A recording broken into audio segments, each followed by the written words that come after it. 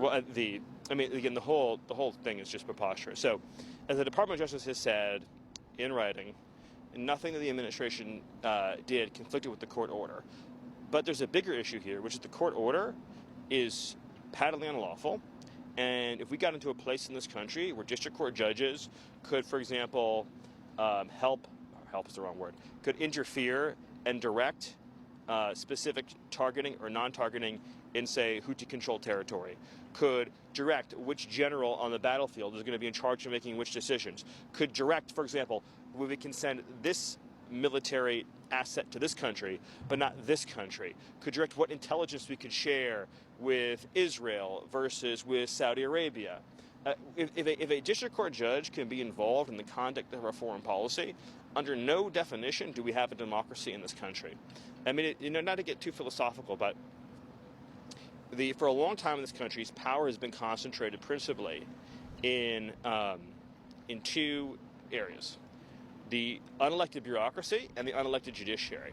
And power has been increasingly concentrated in these two areas. And in the case of the hard left, the judiciary takes steps to protect the bureaucracy, and that further it shrinks the circle in which democracy is occurring. So take an example, just like firing recalcitrant bureaucrats. So bureaucrats serve at the pleasure of the president. The president is elected by the American people. So you have unelected judges protecting the jobs of unelected bureaucrats to pursue their own policy preferences. So when Americans vote for big shifts in policy, they're voting for the president. So we tend to think about executive power as this, well, it should be, and we ought to think about it as being a unified power. But what it's become increasingly is a severed power, and more of it has been accumulated in the bureaucracy.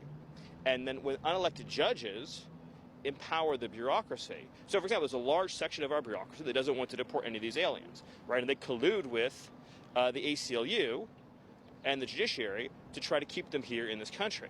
So this is really about the restoration of democracy and saying that the person that's elected by the whole American people can implement these big policy shifts. Otherwise, what you have, which has unfortunately afflicted a lot of the Western world, is a situation where voters can't vote for the change that they want. And so this is really fundamentally about democracy. The American people said to get these terrorist gangs the hell out of our country. The president has plenary authority under the Constitution